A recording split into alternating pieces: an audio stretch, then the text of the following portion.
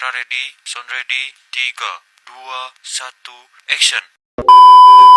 Baik, assalamualaikum warahmatullahi wabarakatuh. Waalaikumsalam warahmatullahi wabarakatuh. Apa kabar hari ini? Alhamdulillah, luar biasa. Allahu Akbar. Alhamdulillah. Harus tetap semangat ya. Ya. Oke. Semangat sekali. Oke, bagus itu. Harus tetap semangat ya. Sebelum kita melakukan pembelajaran, sebaiknya kita membaca basmalah terlebih dahulu. Ya. Bismillahirrahmanirrahim. Baik anak-anak, buka bab 9 halaman 181 ya. Lalu, Oke. sudah. Tentang apa itu? Ruksya. Ya. Ada yang tahu nggak ruksya itu apa? Keringanan. Kelonggaran. Darat atau kelonggaran? Ruksya itu keringanan atau kelonggaran. Apa namanya itu?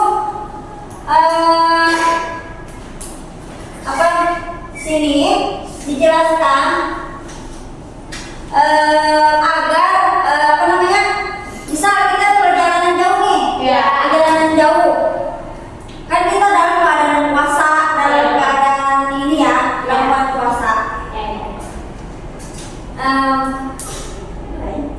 Dalam keadaan puasa kita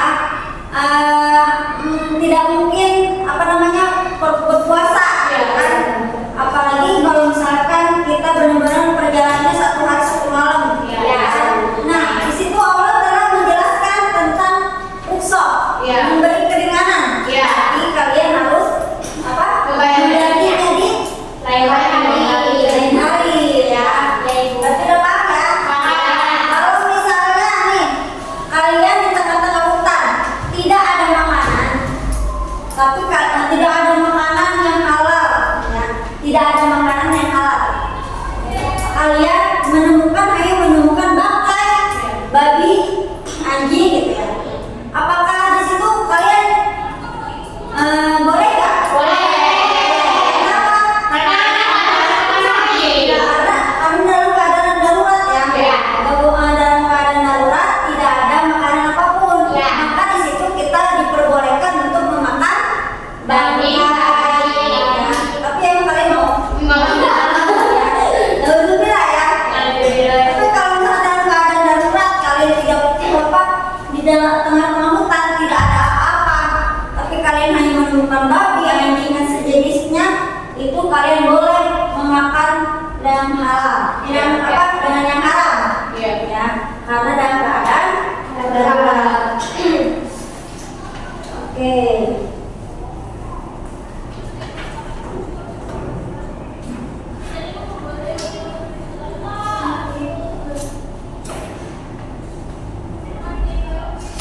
Jika di sini juga ada rukso terbagi menjadi 2. Ya. Yang pertama adalah rukso yang mengandung kebaikan. Apa itu seperti apa? Tadi tuh yang pertama seperti kalian di perjalanan. Kan kalian mudik nih, ada yang ke Jawa Tengah, Jawa Timur ya kan? Yang tidak memungkinkan kalian berpuasa di tengah jalan. Iya. Ya kan? Terus orang sakit, ya kan? Orang sakit tuh kalau misalkan dia puasa tiba-tiba dia meninggal, ya dosa kan? Dosa karena Allah kan udah ini apa?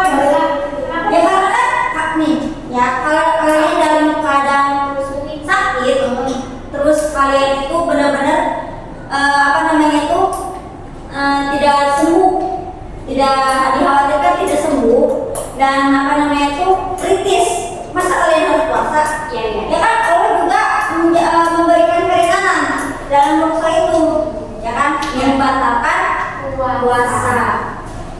Tuh.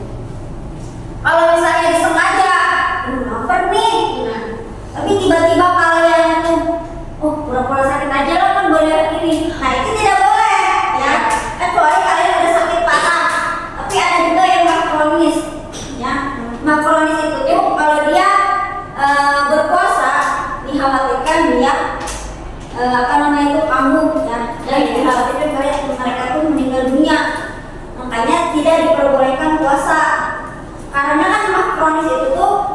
tidak boleh kosong.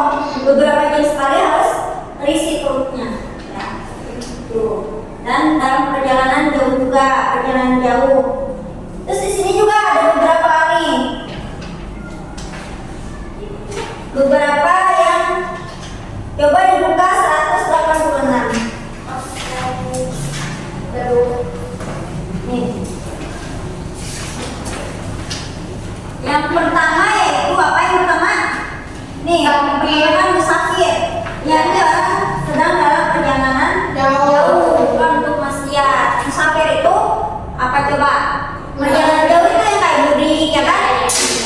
Ya, itu kalian diperbolehkan untuk berbuka puasa karena emang kan apa ya, oksigennya kan kalau dalam keadaan nahan nafas dan mobil oksigennya sedikit ya, nah itu tuh boleh kalian berbuka puasa. Tapi kalian habis lebaran, habis selesai puasa harus diganti. Yang kedua apa? Sakit parah, Anda harus minum obat namun masih ada harapan untuk sembuh. Tapi ini ada yang sakit parah tapi harus diharuskan minum obat, ya. Apabila nih kalian memaksakan, kalian udah sakit parah dan harus minum obat, tapi kalian apa namanya itu tetap pengen puasa, ya boleh, tapi apa namanya itu harusnya mah kan udah dikasih rukso ya, udah dikasih keringanan, ngapain nyari yang sulit, ya kan? Kalian kan udah dalam keadaan sakit, harus butuh energi buat sembuh. Kalau misalkan sekarang kalian memaksakan puasa, besoknya kemungkinan makin nambah sakit, dikhawatirkan ini ya, dikhawatirkan nggak sembuh-sembuh, nanti gimana? Nah itu wajib diganti puasanya nanti. Yang ketiga itu lanjut usia, yang udah pikun ya, udah nenek-nenek, udah jompo, ya kan? Dia udah boro-boro dia mau ini ya, apa mau puasa, sholat aja kadang dia lupa ingat ini ya kan? Nah itu tidak diharuskan membayar apa? Tidak diharuskan membayar puasa, tapi membayar fidyah di hari itu juga, oke? Yang keempat, perempuan hamil atau menyusui. Yang pertama itu ibu hamil atau menyusui yang khawatir terhadap kesehatan dirinya sendiri jika tetap berpuasa. Nih, yang pertama itu ibu hamil. Dia khawatir sama dirinya sendiri. Kan tuh kalau misalkan sakit, saya sakit, ini kandungan dong, ya kan? Berarti mereka diperbolehkan untuk tidak berpuasa.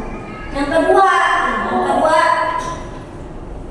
ibu hamil atau menyusui yang khawatir terhadap kesehatan janin atau bayinya jika tetap berpuasa. Nama aja kayak tadi, dia ibu hamil atau menyusui nih.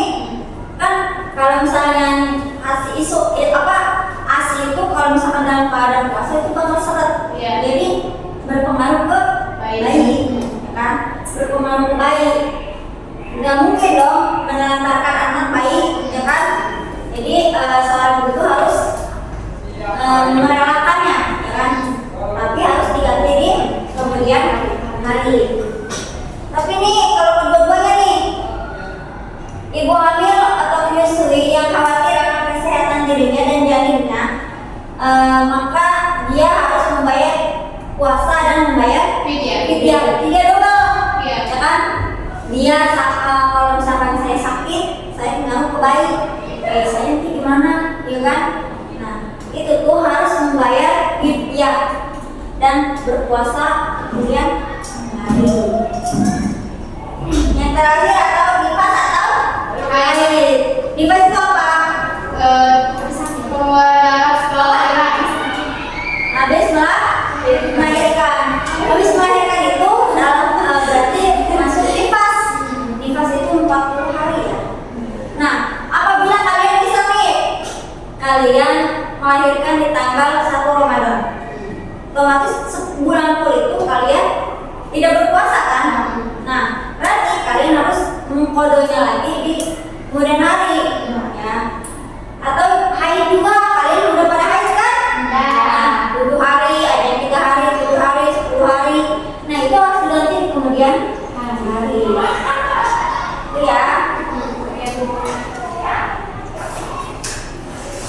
Sampai sini ada yang dipertanyakan? Tidak. Tidak. Udah paham semua?